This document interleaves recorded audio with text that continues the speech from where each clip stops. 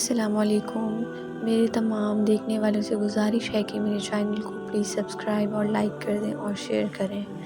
آج کا واقعہ حضور صلی اللہ علیہ وسلم کے دنیا میں ظہور سے 1000 سال بیشتر یمن کا ایک بادشاہ تبع خمیری تھا۔ ایک مرتبہ وہ اپنی سلطنت کے دورے کو نکلا۔ 12,000 عالم حکیم اور 1,32,000 سوار، 1,13,000 پیادہ اپنے ہمراہ لیے ہوئے اس شان سے نکلا کہ جہاں بھی پہنچتا اس کی شان و شوکت شاہی دیکھ کر مخلوق خدا چاروں طرف نظارہ کو جمع ہو جاتی۔ یہ بادشاہ جب دورہ کرتا ہوا مکہ معظمہ پہنچا تو اہل مکہ سے کوئی اسے دیکھنے نہ آیا۔ بادشاہ حیران ہوا اور اپنے وزیر اعظم سے اس کی وجہ پوچھی تو اس نے تحقیق کے بعد بتایا کہ اس شہر میں ایک گھر ہے جسے بیت اللہ کہتے ہیں۔ اس کی اور اس کے خادموں کی، جو یہاں کے باشندے ہیں، تمام لوگ بے حد تعظیم کرتے ہیں، اور جتنا آپ کا لشکر ہے اس سے کہیں زیادہ دور اور نزدیک کے لوگ اس گھر کی زیارت کو آتے ہیں اور یہاں کے باشندوں کی خدمت کر کے چلے جاتے ہیں۔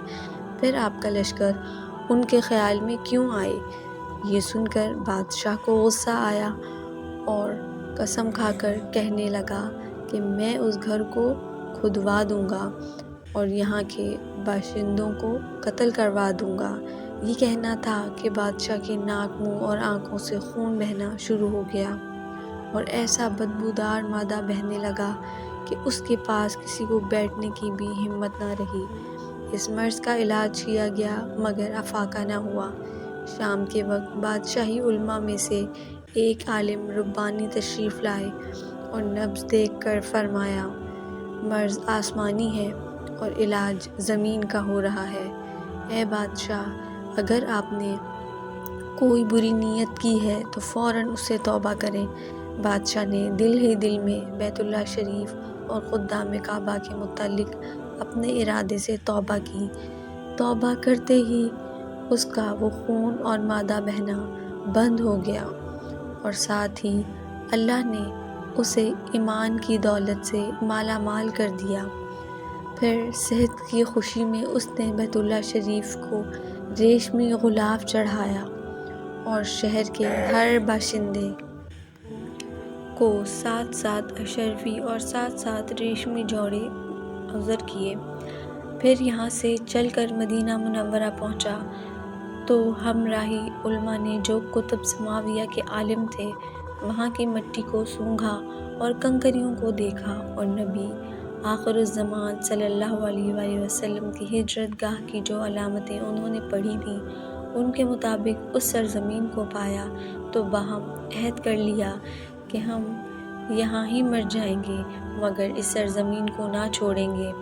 اگر ہماری قسمت نے یاروی کی تو کبھی نہ کبھی جب نبی آخر الزمان صلی اللہ علیہ وسلم تشریف لائیں گے تو ہمیں بھی زیارت کا شرف حاصل ہو جائے گا، ورنہ ہمارے پیروں پر تو ضرور کبھی نہ کبھی ان کی جوتیوں کی ناک اڑ کر پڑ جائے گی جو ہماری نجات کے لیے کافی ہے۔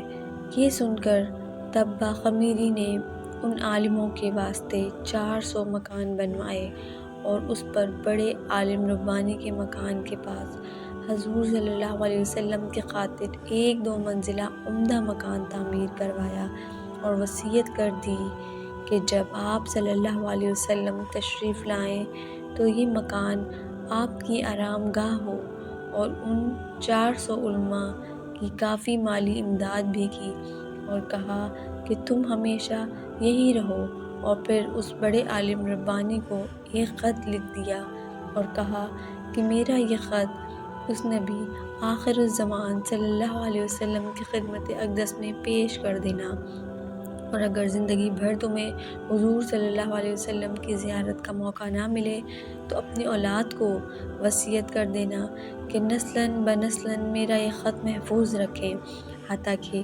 سرکار ابد قرار صلی اللہ علیہ وسلم کی خدمت میں پیش کیا جائے۔ یہ کہہ کر بادشاہ وہاں سے چل دیا۔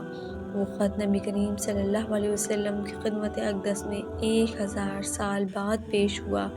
کیسے ہوا اور خط میں کیا لکھا تھا، سنیے اور عظمت حضور صلی اللہ علیہ وسلم کی شان دیکھیے۔ کم ترین مخلوق تبا اول خمیری کی طرف سے شفیع المذنبین سید المرسلین محمد رسول صلی اللہ علیہ وسلم، اے اللہ کے حبیب، میں آپ پر ایمان لاتا ہوں اور جو کتاب آپ پر نازل ہوگی اس پر بھی ایمان لاتا ہوں، اور میں آپ کے دین پر ہوں۔ پس اگر مجھے آپ کی زیارت کا موقع مل گیا تو بہت اچھا و غنیمت، اور اگر میں آپ کی زیارت نہ کر سکا تو میری شفاعت فرمانا اور قیامت کے روز مجھے فراموش نہ کرنا۔ میں آپ کی پہلی امت میں سے ہوں اور آپ کے ساتھ آپ کی آمد سے پہلے ہی بیعت کرتا ہوں۔ میں گواہی دیتا ہوں کہ اللہ ایک ہے اور آپ اس کے سچے رسول ہیں۔ شاہ یمن کا یہ خط نسلاً بنسلاً ان 400 علماء کے اندر حرز جان کی حیثیت سے محفوظ چلا آیا، یہاں تک کہ 1000 سال کا عرصہ گزر گیا۔ ان علماء کی اولاد اس کثرت سے بڑھی کہ مدینہ کی آبادی میں کئی گنا اضافہ ہو گیا، اور یہ خط دستے بدستے ماں وصیت کے اس بڑے عالم ربانی کی اولاد میں سے حضرت ابو ایوب انصاری رضی اللہ تعالیٰ عنہ کے پاس پہنچا، اور آپ نے وہ خط اپنے غلام خاص ابو لیلہ کی تحویل میں رکھا۔ اور جب حضور صلی اللہ علیہ وسلم نے مدینہ ہجرت فرمائی اور مدینہ کی الوداعی منشیات کی گھاٹیوں سے آپ کی اونٹنی نمودار ہوئی، اور مدینہ کے خوش نصیب لوگ محبوب خدا کا استقبال کرنے کو جوق در جوق آ رہے تھے، اور کوئی اپنے مکانوں کو سجا رہا تھا تو کوئی گلیوں اور سڑکوں کو صاف کر رہا تھا، اور کوئی دعوت کا انتظام کر رہا تھا، اور سب یہی اصرار کر رہے تھے کہ حضور صلی اللہ علیہ وسلم میرے گھر پر تشریف لائیں۔ حضور صلی اللہ علیہ وسلم نے فرمایا کہ میری اونٹنی کی نکیل چھوڑ دو، جس گھر میں یہ ٹھہرے گی اور بیٹھ جائے گی وہی میری مقام گاہ ہوگی۔ چنانچہ جو 2 منزلہ مکان شاہ یمن تبا خمیری نے حضور صلی اللہ علیہ وسلم کی خاطر بنوایا تھا، وہ اس وقت حضرت ابو ایوب انصاری رضی اللہ تعالیٰ عنہ کی تحویل میں تھا۔ اسی میں حضور صلی اللہ علیہ وسلم کی اونٹنی جا کر ٹھہر گئی۔ لوگوں نے ابو لیلہ کو بھیجا کہ جاؤ حضور کو شاہ یمن تبا خمیری کا خط دے آؤ۔ جب ابو لیلہ حاضر ہوا تو حضور صلی اللہ علیہ وسلم نے اسے دیکھتے ہی فرمایا، تو ابو لیلہ ہے؟ یہ سن کر ابو لیلہ حیران ہو گیا۔ حضور صلی اللہ علیہ وسلم نے فرمایا، میں محمد رسول اللہ ہوں۔ شاہ یمن کا جو خط تمہارے پاس ہے لاؤ وہ مجھے دو۔ چنانچہ ابو لیلہ نے وہ خط دیا۔ حضور نے پڑھ کر فرمایا، صالح بھائی